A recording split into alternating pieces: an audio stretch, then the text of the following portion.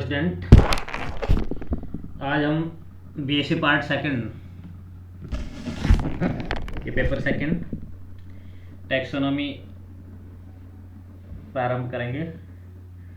Taxonomy प्रारंभ कर पहले हो चुकी थी, फिर भी हम आज टर्मिनोलॉजी टैक्सोनॉमिकल डिस्क्रिप्शन अर्ध वनस्पतिक भाषा में जो वर्णन किया जाता है पादपों का वर्गीकी वर्णन किया जाता है उसमें काम आने वाली विभिन्न तरह की शब्दावलियों का अध्ययन करेंगे। ये जो डिफरेंट टाइप ऑफ टर्मिनोलॉजी होती है वो टैक्सोनॉमिकल टर्मिनोलॉजी होती है, और जब इसकी फैमिली की स्टडी करते हैं तो इन टर्मिनोलॉजी का यूज होता है, तो उस समय जो टर्मिनोलॉजी का क्या मतलब होता है उसके बारे में हम लोग इस क्लास में अध्ययन करेंगे। फर्स्ट ऑफ ऑल, जो एंजियोस्पर्म की टैक्सोनॉमी दी गई है, एंजियोस्पर्म का वर्गीकरण या वर्गीकी दी गई है, उसका मुख्य आधार पुष्प था या फ्लावर था। फ्लावर या फ्लोरल कैरेक्टर के आधार पर बेंथम एंड हुकर ने अपना वर्गीकरण प्रस्तुत किया। एंगलर पेंटल ने भी किया, हचिंसन ने भी किया। मोस्ट इंडियन लेबोरेटरी में जो मोस्ट एडॉप्टेड क्लासिफिकेशन है वो बेंथम एंड हुकर का है। तो अकॉर्डिंग टू क्लासिफिकेशन, ये accepted most accepted classification, flower is the most important part of taxonomy, plant taxonomy. तो first of all we are here to explain about flower. What is flower? Flower is modified shoot.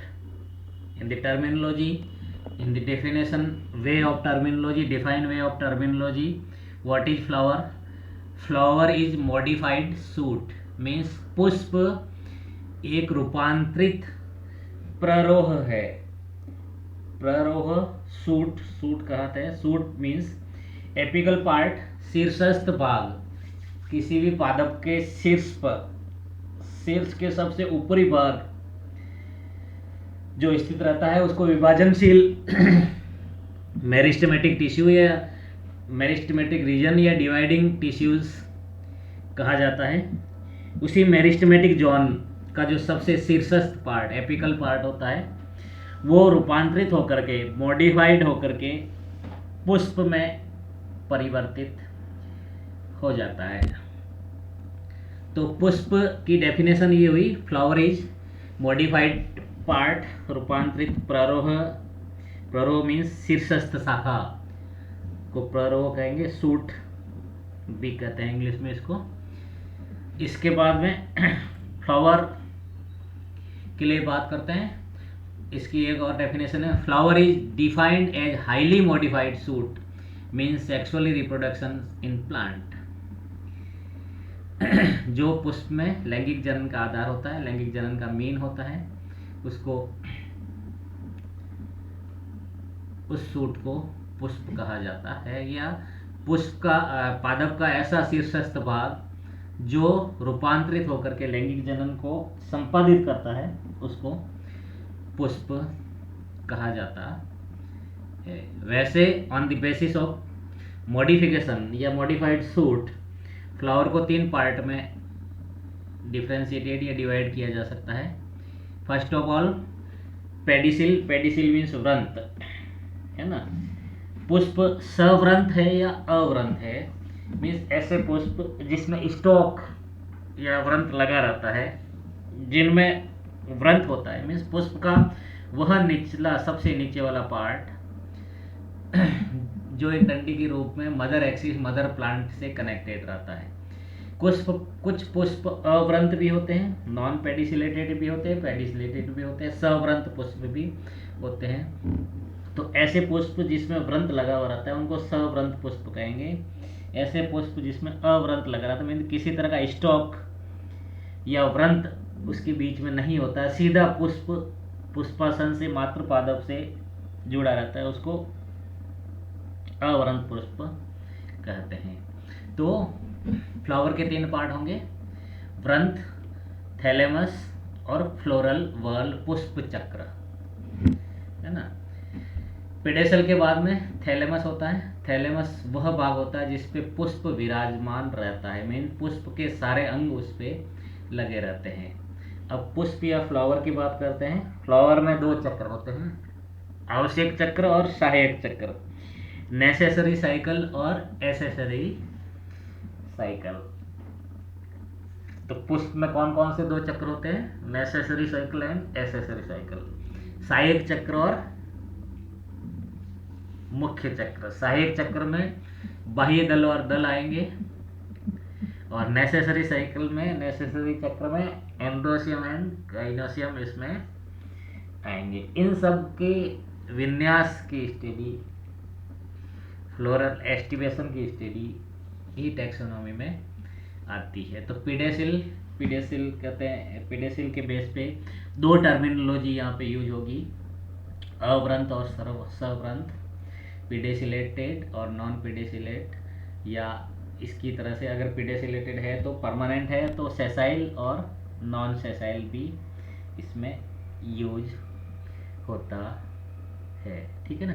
फिर thalamus means पुष्पासन वह जगह व्रंत और पुष्प के बीच का वह एक आसन है जिस पे पुष्प विराजमान रहता है, इसलिए इसको पुष्पासन, हिंदी में पुष्पासन भी कहा जाता है।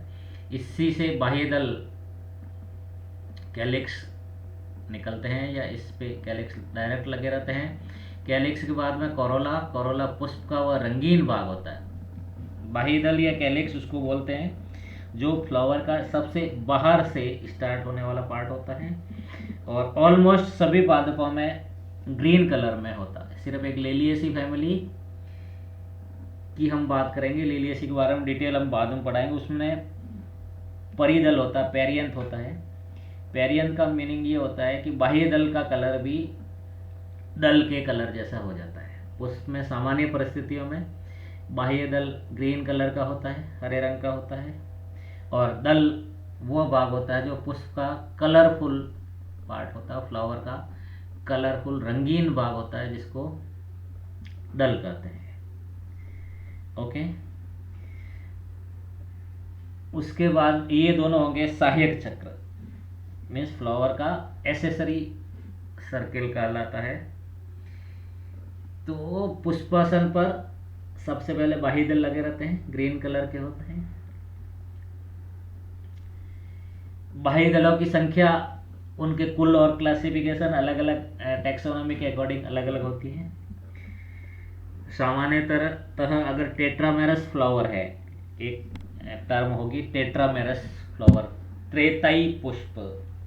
टेट्रामेरस फ्लावर उसको बोलते हैं जिसमें पुष्प के बाह्य दल पुंकेसर, स्त्री केसर या तो 3 होंगे या 3 के मल्टीपल में होते हैं, 6 भी हो सकते हैं, 9 भी हो सकते हैं। तो ऐसे फ्लावर को ट्राइमेरस या त्रेताई पुष्प कहेंगे। तो उस अवस्था में, उपरोक्त अवस्था में बाह्य दलों की संख्या 3 होगी। अगर टेट्रामेरस फ्लावर है तो उस अवस्था में बाह्य दल और दलों की संख्या 4 होगी। पेंटामेरस फ्लावर है तो उस अवस्था में इनकी संख्या 5 होगी, है ना। बाह्य दल की बात करेंगे जब, इसमें और डिटेल बताएंगे कि कितने बाह्य दल है, आपस में जुड़े हुए हैं कि नहीं है, इनकी किनारे जुड़ी हुई है तो कोर स्पर्शी किनारे स्पर्श कर रही है तो कोर स्पर्शी किनारे एक दूसरे के ऊपर आच्छादित है तो कोर छादी। इस तरह से अलग अलग टर्म्स होगी, जिसके बारे में जब हम बाह्य दल डिस्कस करेंगे उस समय बात करेंगे। बाह्य दल के बाद में पुष्प का जो रंगीन भाग होता है उसको दल बोलते हैं। दल को कोरोला भी बोलते हैं, पेटल भी कहा जाता है।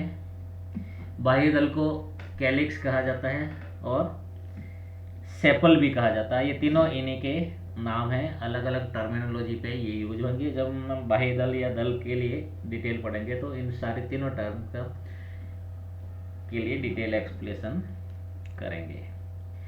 बाह्य दल और दल के बाद में ये तो हो गए सहायक चक्र। अब आवश्यक चक्र या नेसेसरी साइकिल के लिए बात करें तो पुंकेसर और स्त्री केसर होते हैं, ये उसके बाद लगे रहते हैं। मीन्स पुष्पासन पर सबसे पहले बाह्य दल लगा रहेगा, उसके बाद दल लगा रहता है, उसके बाद पुंकेसर लगे रहते हैं, उसके बाद स्त्री केसर लगा रहता है। पुंकेसर सीधे पुष्पासन पर भी लगे रह सकते हैं। कई बार ऐसी कंडीशन आती है कि पुंकेसर पुष्पासन पर लगे हुए नहीं रह करके दल के साथ लगे रहते हैं, तो उनको दल लग्न एपिपेटलस कंडीशन कहा जाता है। दल लग्न या एपिपेटलस कंडीशन कहा जाता है। जो जैसे ही आप दल को तोड़ोगे उसके साथ पुंकेसर हट जाते हैं। मीन्स अगर किसी फ्लावर का आप डिसेक्शन करोगे, डिसेक्शन करना पड़ेगा, तो आप फॉरसेप से सबसे पहले बाह्य दल को डिटैच करेंगे, अलग करेंगे, और उसको स्लाइड पे रख करके उसका एस्टिवेशन देखेंगे, उसका शेप देखेंगे, उसकी मार्फोलॉजिकल टेक्सोनॉमिकल स्टडी करके बाह्य दल के बाद में दल को निकालेंगे। तो ऐसी कंडीशन जिसमें एपिपेटलस कंडीशन आती है, दल लग्न अवस्था आती है, उस समय अगर आप दल को डिटैच करेंगे तो उसके साथ पुंकेसर भी निकलते हैं। जैसे फ्लोरल फार्मूला हम ड्रॉ करेंगे, फ्लोरल फार्मूला और फ्लोरल डायग्राम टैक्सोनॉमी की दो इम्पोर्टेंट कीज होती है, जिसमें कंप्लीट प्लांट का, कंप्लीट फैमिली का कंप्लीट डिस्क्रिप्शन आ जाता है उसमें। फ्लोरल फार्मूला भी लिखोगे तो पूरी फैमिली, पूरे कुल के समस्त लक्षणों का डिस्क्रिप्शन एक फार्मूले के अंदर आ जाता है, उसको फ्लोरल फार्मूला कहेंगे। फ्लोरल डायग्राम उसको बोलेंगे जिसमें एक डायग्राम आप बनाओगे और आपने चाहे 100 लाइंस लिखी है, उन सब का डिस्क्रिप्शन उस डायग्राम में आ जाएगा। तो ऐसा डायग्राम, ऐसा चित्र जो भी आप टर्मिनोलॉजी मीन्स 1000 वर्ड में अगर डिस्क्रिप्शन करते हो, वो सारा डिस्क्रिप्शन एक डायग्राम में आ जाएगा।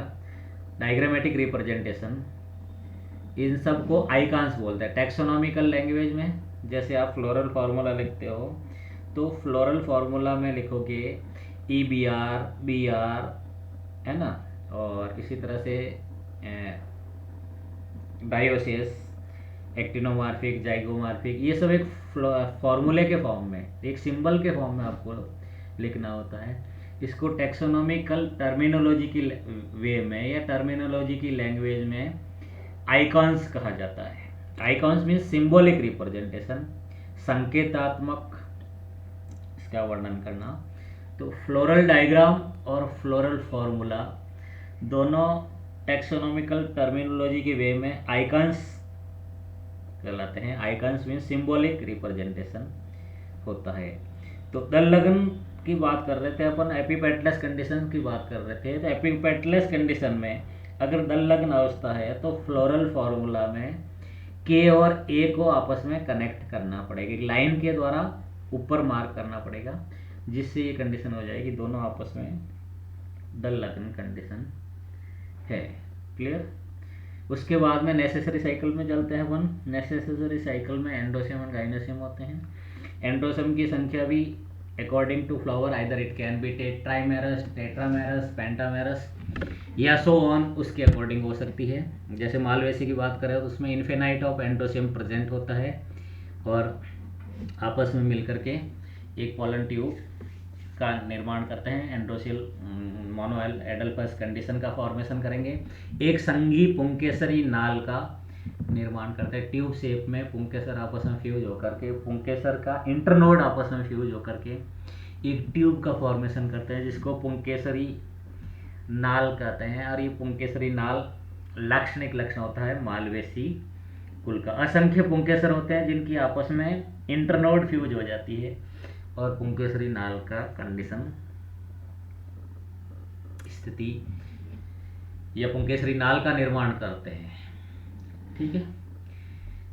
जैसे अगर ट्राइमेरस फ्लावर है तो उसमें 3, 6, 9, 12 इस तरह से 3 के मल्टीपल में हो सकते हैं। टेट्रामेरस, पेंटामेरस है तो 5 के मल्टीपल में एंड्रोसियम हो सकते हैं।